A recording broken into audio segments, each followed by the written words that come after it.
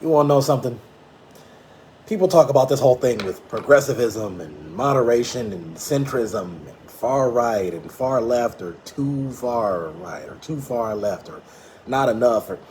Oh, I got some news for you. So here's what I want to say to all the moderates who say that you can't really go that much to the left of center, otherwise you're going to lose people.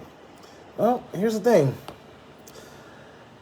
Once again, let me pull out the clipboard so I can read to you something here, a list, just the thing a little compiled here. Check it out. We just had two progressive victories in the primary. John Fetterman, who was the vice governor of Pennsylvania, who's running for U.S. Senate in that state. And then we also have a young lady by the name of Summer Lee, who is a member of the House of Representatives in Pennsylvania. She's part of the Pennsylvania State House. And she's running for Congress, and she just won the nomination there. And guess what? These people are progressive. They're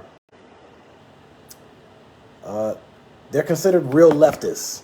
You know, that's not to say extreme left, because there is a difference, but far left enough to where they can get the support of independent working class people, as well as people who are actual liberals and leftists. So just to kind of give you a brief summary here, John Fetterman, what does he support? What is he for?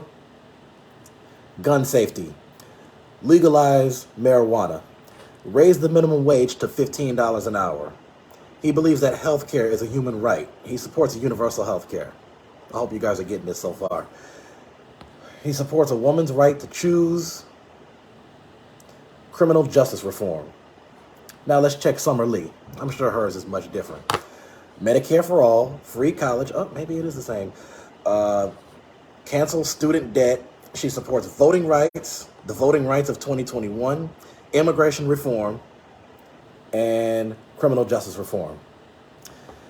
So you want to know how they ended up winning their victories? How they ended up, because they went to the left. All these people who want to sit there and say, well, you have to stay moderate and you can't really change much. Well, the idea of things not changing much is exactly why a lot of people don't vote.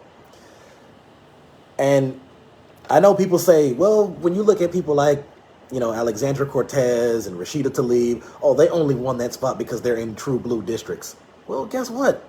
John Fetterman and Summer Lee are in Pennsylvania, which is not a true blue area. Pennsylvania was actually won by Trump in 2016. It was won by Obama twice. I can't remember if George Bush had won that state. He might have won it once. Clinton got it both times.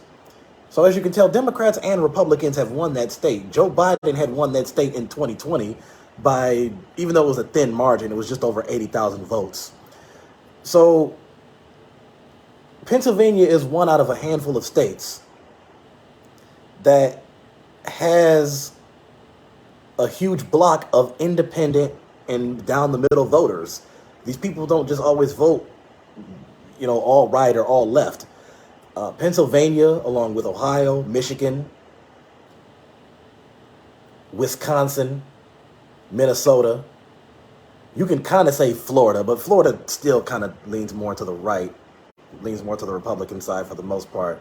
I mean, they've been electing all Republican governors since Jeb Bush in '98, but I digress a little bit.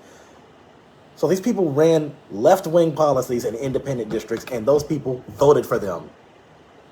Now, at this point, I'm surprised Republicans didn't say, it was a cheat. Pelosi and Schumer were behind